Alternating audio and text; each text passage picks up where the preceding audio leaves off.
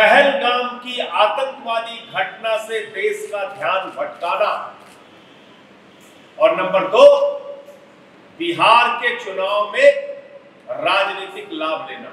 यह है SC ST OBC के साथ मोदी जी की सरकार का न्याय।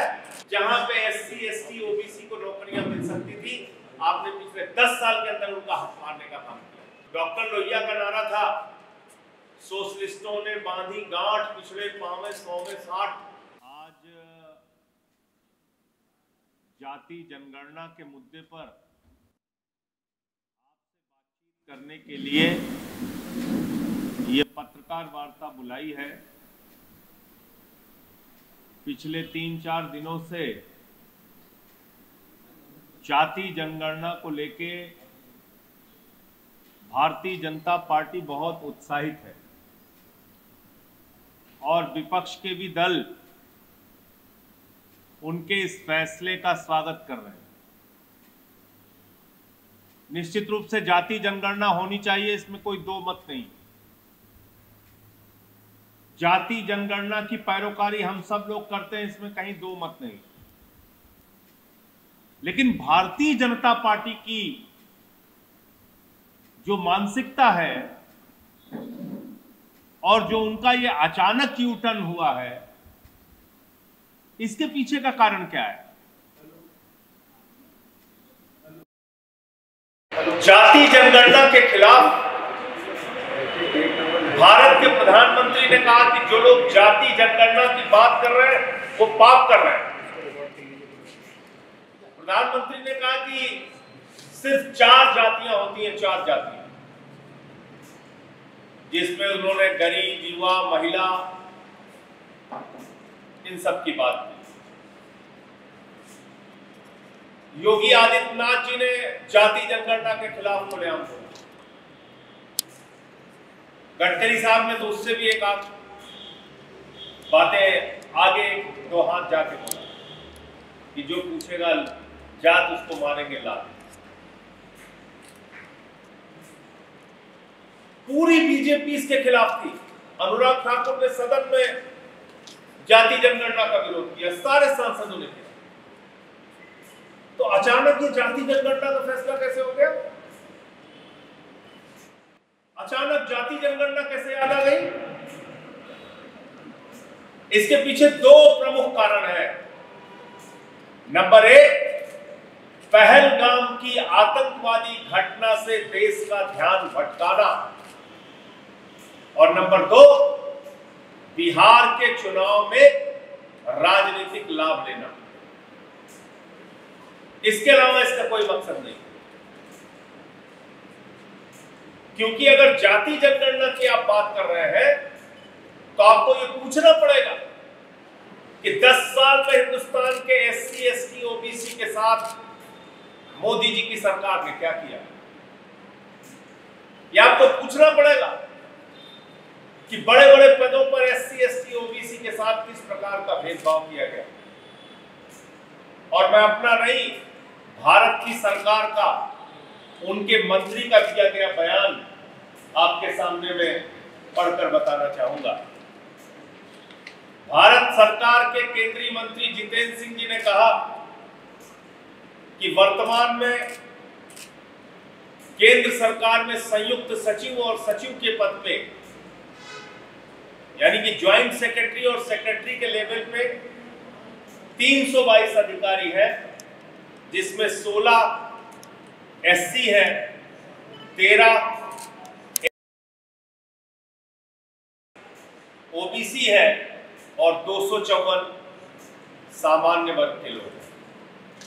यह है एससी एसटी ओबीसी के साथ मोदी जी की सरकार का न्याय। सेक्रेटरी और ज्वाइंट सेक्रेटरी के लेवल पे 254 सामान्य वर्ग के लोग हैं, 39 ओबीसी है और 13 और 16 एससी एसटी है। इसके अलावा केंद्रीय विश्वविद्यालयों की अगर आप बात करें तो केंद्रीय विश्वविद्यालयों में 82% पद शेड्यूल कास्ट के खाली हैं, शेड्यूल ट्राइब के 93% पद खाली हैं और ओबीसी के 96% पद खाली हैं केंद्रीय विश्वविद्यालय। इसके अलावा हाई कोर्ट के जजों की बात अगर हम करें, जहां पे आरक्षण की व्यवस्था नहीं है, जहां कोई आरक्षण की व्यवस्था नहीं, जहां सरकार का इतना तो हस्तक्षेप है कि भाई जब आप जजों की नियुक्ति कर रहे हैं तो उसमें कितना प्रतिनिधित्व अलग अलग जातियों को दे रहे हैं, वो सुनेंगे तो आप हैरान हो जाएंगे। मैंने पार्लियामेंट में सवाल पूछा, पूरे देश के हाई कोर्ट के अंदर 661 जज हैं, 661 जज में शेड्यूल कास्ट के 21, शेड्यूल ट्राइब के 12, अनुसूचित जाति के 21, अनुसूचित जनजाति के 12 और ओबीसी के 78 और 550 जज सामान्य वर्ग के हैं। 661 में से पूरे देश की न्यायपालिकाओं में 550 जज सामान्य वर्ग के हैं। अब आ जाइए केंद्रीय विश्वविद्यालयों में एससी एसटी ओबीसी के लिए जो रिक्त पद है उसकी संख्या क्या है और उसकी असलियत क्या है। असिस्टेंट प्रोफेसर के पद पे अनुसूचित जाति के 1352 पद स्वीकृत है, 377 रिक्त हैं, 27% पद रिक्त है। अनुसूचित जनजाति के 696 पद स्वीकृत हैं, 463 कार्यरत हैं, 233 यानी कि 33% पद रिक्त है। ओबीसी के 2178 पद स्वीकृत हैं, 1267 पद पे लोग कार्यरत हैं, 911 पद रिक्त हैं यानी कि 41.82% पद रिक्त है। दिव्यांगों के 308 पद स्वीकृत हैं, 151 कार्यरत है, 157 रिक्त है यानी कि लगभग 50% पद रिक्त है, खाली। ये देश के विश्वविद्यालयों की हालत है और मैं आपके सामने बड़ी विनम्रता पूर्वक पूछना चाहता हूं, जब आपने एक एक करके सरकारी कंपनियों को बेच दिया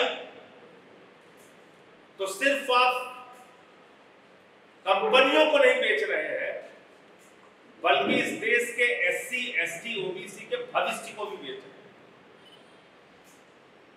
क्योंकि प्राइवेट कंपनियों में आरक्षण की व्यवस्था नहीं है।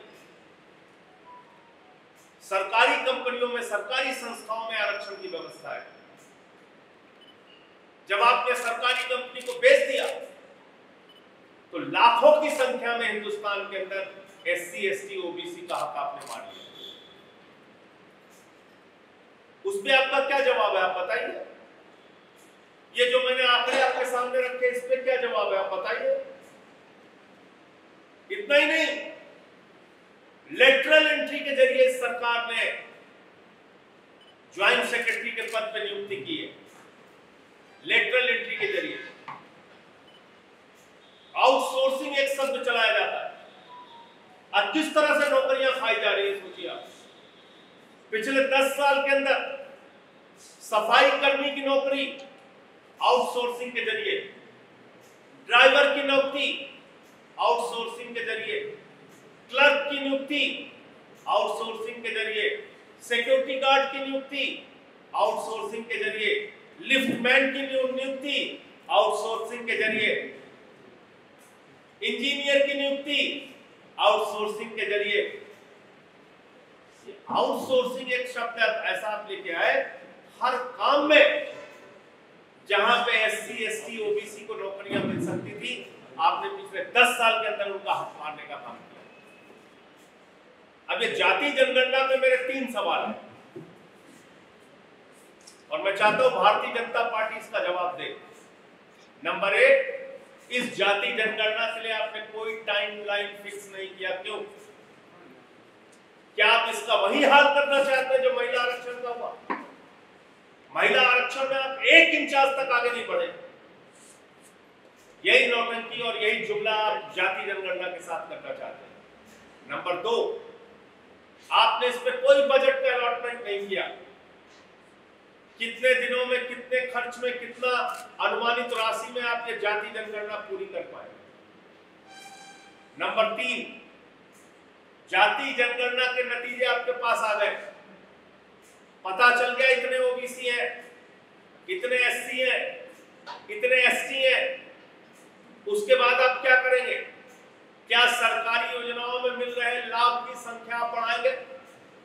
क्या देश भर में जो आरक्षण की व्यवस्था है, जिस पर इंदिरा साहनी के जजमेंट ने, सुप्रीम कोर्ट ने रोक लगा रखी है कि 50% से ऊपर आप आरक्षण कर ही नहीं सकते, क्या उसको लेके आप कोई कानून लाएंगे? क्या आरक्षण बढ़ाएंगे आप? आपका आगे का रोडमैप क्या है?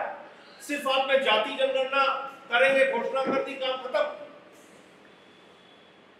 क्योंकि इस देश में जिस राज्य सरकार ने भी 50% से अधिक, तमिलनाडु को छोड़ दीजिए, तमिलनाडु एक अलग तरीके का राज्य है जहां पे आरक्षण की व्यवस्था पहले से लागू थी। तमिलनाडु के अतिरिक्त जितने भी राज्यों ने 50% से अधिक आरक्षण देने का प्रयास किया, सुप्रीम कोर्ट ने उस पर रोक लगा दी। तो डॉक्टर लोहिया का नारा था, सोशलिस्टों ने बांधी गांठ, पिछड़े पांव 100 में 60। तो इसका मतलब वो 60% आरक्षण की वकालत उस समय करते थे, 50 और 60 के दशक में। आज तो पिछड़ों की संख्या उससे बहुत ज्यादा होगी। तो उस आरक्षण की लिमिट को बढ़ाने के लिए आप क्या करें? नंबर 1, काशीराम जी ने कहा, जिसकी जितनी संख्या बाहरी उसकी उतनी हिस्सेदारी। उस हिस्सेदारी को बढ़ाने के लिए आप क्या करेंगे? क्या रोड मैप है आपके पास? ये इस बात को देश जानना चाहता है। बिहार के चुनाव में जुमलेबाजी तो आप कर सकते हो, लेकिन विपक्षी दलों की यह जिम्मेदारी है कि जाति जनगणना का विरोध किस तरीके से भारतीय जनता पार्टी ने किया था, और सिर्फ चुनावी फायदे के लिए ये इस बात की घोषणा कर रहे हैं, पहलगाम से ध्यान भटकाने के लिए घोषणा कर रहे हैं, इस बात को भी बताने की जिम्मेदारी आप सबकी है। और मैं उम्मीद करता हूं कि आप लोग ये बात जनता के बीच में जरूर पहुंचाएंगे, क्योंकि मैं देख रहा हूं एक तरफा गुणगान भाजपाइयों का हो रहा है। जो लोग कल तक विरोध कर रहे थे उनका गुणगान हो रहा है सारे टीवी चैनल पे। जो बेचारे टीवी चैनल के एंकर जाति जनगणना पे उल्टा सीधा बोल रहे थे, उनको तारीफें करनी पड़ रही। तो ये भी एक बात है। कल और परसों 2 दिन, 3 और 4 तारीख को आम आदमी पार्टी का प्रयागराज में 2 दिन का प्रशिक्षण शिविर, संकल्प शिविर के नाम से हम लोग आयोजित करने जा रहे हैं, जिसमें अलग अलग विषयों पे हमारे पार्टी के वक्ता अपने विचार रखेंगे। हमारे जिला अध्यक्ष, प्रकोष्ठों के अध्यक्ष, प्रांतों के अध्यक्ष, ये सब लोग उस शिविर में शामिल होंगे। प्रभारी अध्यक्ष, महामंत्री सब लोग रहेंगे। और ये 2 दिन का एक महत्वपूर्ण शिविर, जिससे हम कुछ आत्ममंथन करके उत्तर प्रदेश की राजनीति को आगे कैसे बढ़ाएंगे, उसके बारे में कुछ चर्चा करेंगे। मैं फिर दोहरा रहा हूँ, ये जाति जनगणना पे ज़्यादा ढोल पीटने की जरूरत नहीं है। ये चुनाव के लिए, बिहार चुनाव के लिए किए गए एक जुमले के समान है। और वो पार्टी जो महिला आरक्षण में 1 इंच नहीं बढ़ी, वो पार्टी जिसने पिछड़ों का, दलितों का, आदिवासियों का हक मारा है, वो पार्टी जिसने इसी उत्तर प्रदेश के अंदर 69,000 शिक्षकों की भर्ती में ओबीसी के आरक्षण में घोटाला किया था, वो पार्टी जिसने 100 साल के अंदर आज तक जिसकी मातृ संस्था का एक भी प्रमुख आरएसएस का दलित, पिछड़ा और आदिवासी नहीं हुआ, वो कभी भी दलितों, पिछड़ों और आदिवासियों के भले के लिए काम नहीं कर सकते हैं। ये निजीकरण के जरिए सरकारी विभागों में मिलने वाले आरक्षण को समाप्त करने वाली पार्टी है। जाति जनगणना इनका एक जुमला मात्र है। मुझे इतनी बात कहनी थी। आपका कोई प्रश्न होगा? समाजवादी पार्टी और कांग्रेस लगातार कह रही है कि बीजेपी हम लोगों के दबाव में जाती है जनगणना करा रही है, लेकिन आप कह रहे हैं कि वो चुनाव की वजह से आ रही है। विपक्षी ने मुझे ऐसा लगता है कि ये चुनाव के कारण कर रहे हैं, क्योंकि महिला आरक्षण बिल पास हुए कितना समय हो गया आप बताइए? 1.5 साल के लगभग हो गया। 1 इंच सरकार उस पर आगे बढ़ी हो तो आप बता दीजिए। 2 करोड़ नौकरियां देने का वादा ये लोग करते हैं, नहीं करते थे। काला धन लाने की 15 लाख देने की बात कहते हैं, नहीं करते। एमएसपी 2 गुना करने की बात कहते हैं, नहीं करते। डॉलर को कमजोर करने, रुपए को मजबूत करने की बात करते हैं, नहीं करते। तो भाषण ही तो देना है इनको। तो जाति जनगणना पर भी एक अच्छा खासा भाषण दे दिया उन्होंने। कैबिनेट का डिसीजन हो गया, अब इंतजार करते रहिए, अगले जन्म में हो जाएगा। तो ये सवाल। अब मैं किसी भी दल के बारे में कोई टिप्पणी नहीं करूंगा, लेकिन मैं ये कहना चाहता हूं कि आप इनकी तारीफ करने में जल्दबाजी कर रहे हैं। इनको पहचानिए ये लोग कैसे हैं। इन्होंने क्या किया 10 साल में आरक्षण के साथ, ये रखिए ना देश के सामने। मैंने जितने आंकड़े पढ़े, अगर इसमें से कोई गलत हो तो आप मुझे बताइए। भैया, केंद्रीय सचिव और केंद्रीय संयुक्त सचिव की नियुक्ति तो आपके हाथ में है। वहां पे 322 अधिकारी में क्या % बिठा रखा है बताइए आप? SC ST OBC मिला के जिसकी 80% भागीदारी है, उसको 10% भी आपने, 15% आपने वहां पे जगह दे रखी है। मोदी जी तो खुद ओबीसी है ना। अब देखिए, इसमें मैं टिप्पणी नहीं करूंगा। तब वो ओबीसी बने, कैसे वो ओबीसी बने, और थोड़ा पीछे कर दिया, कितना वो ओबीसी है, कितना वो ओबीसी के भले के लिए कर रहे हैं, ये सब एक जैसे पिक्चर में आता है ना, इसके तमाम पात्र काल्पनिक हैं। तो ये उसी तरह की हालत है। तो आपको डाउट है क्या उनके ओबीसी होने के? मैं कुछ नहीं कह रहा हूँ, मैं ये कह रहा हूँ कि ओबीसी के भले के लिए 10 साल में किए गए उनके काम सामने दिखते नहीं, और जाति जनगणना का जिस प्रकार से उन्होंने विरोध किया था, उसमें भी उनका कोई प्रेम SC ST OBC के लिए दिखता नहीं। और जिस तरह से अपने दोस्तों को सरकारी कंपनियां उन्होंने 10 साल में नीलाम की है, और आउटसोर्सिंग के जरिए अलग अलग पदों पे मैंने आपको बताया, तो सफाई कर्मी हो, ड्राइवर हो, लिफ्टमैन हो, सिक्योरिटी गार्ड हो, क्लर्क हो, सारी जगह तो आपने आउटसोर्स करके प्राइवेट लोगों को बिठा दिया। आप कहाँ नौकरियों में आरक्षण देते हैं? नितिन गडकरी, योगी आदित्यनाथ और अनुराग ठाकुर, ये तमाम नेता बहुत घोर विरोधी थे जाति जनगणना के, और इनके कई बयान भी। अभी ये सब बहुत तो अचानक क्यों हृदय परिवर्तन हो गया? बिहार का चुनाव है, बिहार के चुनाव में जाति जनगणना एक बड़ा मुद्दा बनता, इसलिए उन्होंने एक झुंझुना पकड़ा दिया है बिहार चुनाव के पहले। और अब आप देखिए देश में चर्चा क्या हो रही है इस समय। पहलगाम की चर्चा, इनकी नाकामी पीछे हो गई, अब जाति जनगणना की चर्चा चल रही है टीवी चैनल पर। तो आपको क्यों डाउट है कि ये नहीं कराएंगे, जुमला साबित हो रही है? देखिए, डाउट इनके कृत्यों से है, इनकी सोच से है, इनकी विचारधारा से है। क्या ये सच नहीं है कि इसी उत्तर प्रदेश के अंदर PWS की नियुक्ति के नाम पे, ये नॉट फाउंड सुटेबल के नाम पे आपने OBC के, दलितों के, पिछड़ों के हक मारे? क्या ये सच नहीं है? विश्वविद्यालयों में एक कैटेगरी आपने बना ली है, नॉट फाउंड सुटेबल NFS, और उसके नाम पे आप आउट करते जाते हैं SC ST OBC को। ये तो आंकड़े बोल रहे हैं ना खुले, आप उससे कैसे इनकार कर सकते हैं? मेरिट लिस्ट बन रही है, उसमें OBC की जो मेरिट लिस्ट बन रही है वो ज्यादा जा रही है, जो EWS की है वो कम जा रही है। तो इसका मतलब जो OBC है या SC ST है, उनके पिछड़ेपन के कारण या उनके आर्थिक रूप से, राजनीतिक रूप से, सामाजिक रूप से पिछड़ेपन के कारण आपने उनको आरक्षण दिया है, तो उसका क्या लाभ मिल रहा है? सर जो बॉर्डर एरियाज पर जो यूनिवर्सिटी के प्रोफेसर ने टिप्पणी किया उस पे FIR एक लोगों के ऊपर, और ये क्या राजनीति से? देखिए, इनको लड़ना चाहिए था पाकिस्तान से, ये यहाँ पे लड़ रहे 4 PM वाले संजय शर्मा से। उनका बंद करा रहे चैनल। इनको लड़ना चाहिए था पाकिस्तान से। ये लखनऊ यूनिवर्सिटी के एक प्रोफेसर मेडूसा पे उस पर FIR करा रहे। इनको लड़ना चाहिए पाकिस्तान से, तो ये घूम घूम के पत्रकारों को धमकाने में, टीवी चैनल को, यूट्यूब चैनल्स को धमकाने में लगे हुए हैं। इसलिए मैं ये कहता हूँ, ये सिर्फ संजय शर्मा का सवाल नहीं, आप दूसरे चैनल्स पे ये बातें सुन करेंगे। भैया आप मुझे बताओ ना, वहां पर सिक्योरिटी फेलियर हुआ नहीं हुआ? 2000 लोग अगर उस घाटी में मौजूद थे, वैशाली घाटी में, तो वहां सुरक्षा क्यों नहीं थी?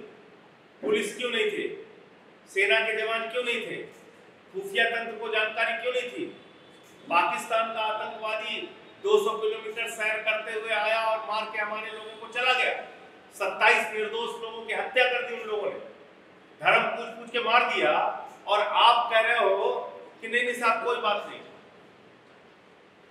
हम जो भाषण दे रहे हैं वो सुनिए आप। पीओके वापस लीजिए। आप तो कहते हो ना, पूरा देश कहता है पीओके से आतंकवाद को पोषित किया जा रहा है और वहां से केंद्र बना के हिंदुस्तान में घुसपैठ की जाती है। तो आप पीओके को कब्जा में लीजिए अपने, कौन रोक रहा है आपको? खुद सरकार ने सर्वदलीय बैठक के अंदर ये कहा 20 अप्रैल को बिना जानकारी के वो जगह खोल दी गई। मैं सर्वदलीय बैठक में मौजूद था। मैंने कहा क्या मजाक बना रखा है आप लोगों ने, कैसी बातें आप कर रहे हैं? इतने संवेदनशील जगह को आपने बिना किसी जानकारी के खोल दिया और आपको पता नहीं चला। फिर पता चला कि नहीं, वो झूठ बोल रहे थे। दरअसल 20 अप्रैल नहीं, पूरे साल भर से वो जगह खुली हुई है। तो सर्वदलीय बैठक में भी केंद्र की सरकार झूठ बोल रही है, गलत जानकारी दे रही है। सर जो बॉर्डर एरियाज हैं वहाँ पर मदरसों का एक्शन हुआ है, 82 मदरसे आगे मत जाओ भाई। या ऊपर बुलडोजर एक्शन हुआ है। इस तरीके की चीज़ें, हालांकि सरकार का ये कहना है कि जो तमाम ATS जांचें हुई उसमें कई चीज़ें निकल के सामने, उसके बाद एक्शन हुआ। आप कैसे देखते हैं? तो वो पहलगाम की घटना का इंतजार कर रहे थे कि पहलगाम में जब हमारे 27 निर्दोष लोगों की जान चली जाएगी, उसके बाद ATS को ये जानकारी होगी कि इन मदरसों से गड़बड़ी हो रही थी, अब इसको तोड़ना जरूरी है। ये क्या बात ये विश्वसनीय लगती है? इसका मतलब अब तक आप सो रहे थे। उन मदरसों में गड़बड़ी हो रही थी, आपको तब पता चला जब 27 लोग हमारे पहलगाम में मार दिए गए। इसके पहले आपको पता नहीं चला।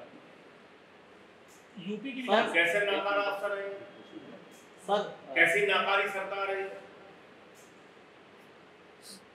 सर EWS की जब सुनवाई चल रही थी सुप्रीम कोर्ट में, तो उस समय जस्टिस JB पारदीवाला की एक बहुत ही स्पष्ट टिप्पणी थी। वो टिप्पणी ये थी कि आरक्षण जो है वो अनंत काल के लिए नहीं होना चाहिए। तमाम राजनीतिक दल OBC और अदर आरक्षण की वकालत करते हैं। क्यों सारे राजनीतिक दल सुप्रीम कोर्ट का सम्मान करते हुए, एक आपसी सहमति बनाते हुए आरक्षण पर एक सामंजस्य क्यों नहीं बनाते हैं, जिससे अगड़ा वर्ग और पिछड़ा वर्ग दोनों का भला हो? पहली बात तो अगड़ा वर्ग अब कोई आरक्षण से वंचित नहीं है। पहले जैसे अगले वर्ग के लोग कहते थे अरे ये तो रिजर्व कोटा वाला है, रिजर्व कोटा वाला है, वो सब बात अब खत्म हो गई। अब अगड़ा वर्ग भी आरक्षण की श्रेणी में आता है। पहली बात तो ये क्लियर है।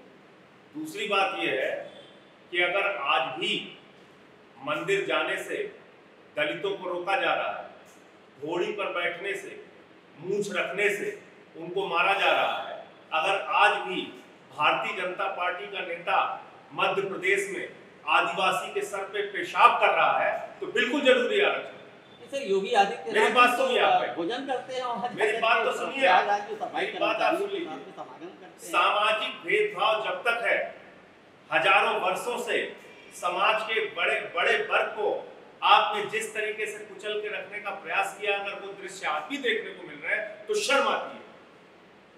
और निश्चित रूप से आरक्षण के बारे में लोहिया जी ने क्या कहा, एक व्यक्ति 20 किलोमीटर आगे खड़ा है, एक व्यक्ति 0 पॉइंट पे खड़ा है, दोनों के बीच में प्रतियोगिता नहीं होनी चाहिए। उस 0 पॉइंट पे खड़े हुए व्यक्ति को 20 किलोमीटर आगे पहुंचा दो, फिर प्रतियोगिता कराओ, तब पता चलेगा। अभी असलियत बताऊं आपको, इसी यूपीएससी में आंकड़े आए, उठा के देख लीजिए। इंटरव्यू में नंबर कुछ लोगों को ज्यादा दे दिया गया, कुछ लोगों को जानबूझ के कम दे दिया गया, रैंक में वो पीछे चले गए। क्या ये सच्चाई नहीं है? तो इसलिए मैं ये कहता, और एक बात आप समझिए, हमेशा सच कहने के लिए हिम्मत होनी चाहिए। अपना अपना फायदा तो हर आदमी सोचने में लग जाएगा तो उसकी कोई सीमा नहीं है। इसलिए जो इस समय इस देश के अंदर अन्याय हो रहा है दलितों के साथ, पिछड़ों के साथ, गांवों में जिस प्रकार से मंदिरों में कभी कभी घोड़ी में बैठने के जो दृश्य सामने आते हैं, वो कोई आप इस बात को, सच्चाई को मानिए कि अभी भी एक भेदभाव है समाज में। संजय जी, एक सवाल है, आप प्राइवेट सेक्टर में आरक्षण की बात करते हैं, तो क्या आम आदमी पार्टी अपने जिन राज्यों में सरकार बनाने की शुरुआत करके एक कदम आगे बढ़ाएगी? भैया, मोदी जी के सबसे करीबी जो मित्र हैं अडानी साहब, उनको तेल दे दिया, बिजली दे दिया, पानी दे दिया, गैस दे दिया, कोयला दे दिया, सड़क दे दिया, पोर्ट दे दिया, एयरपोर्ट दे दिया, आकाश से लेकर पाताल तक सब कुछ दे दिया।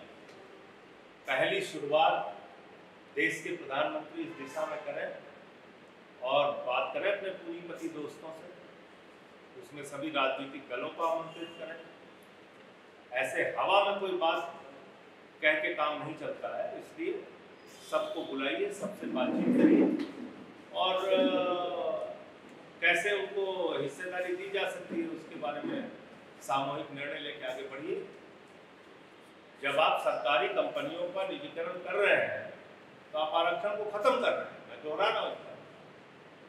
धन्यवाद। योगी आदित्यनाथ ने विधानसभा में कहा था कि वो जाति जनगणना यूपी में नहीं कराएंगे, लेकिन अब वो कराने को तैयार हैं। लेकिन इस बीच उनके आरोप ये भी लग रहे हैं कि वो थानों में, तहसीलों में सब उन्होंने अपने बिरादरी के लोगों को ही भर दिया है।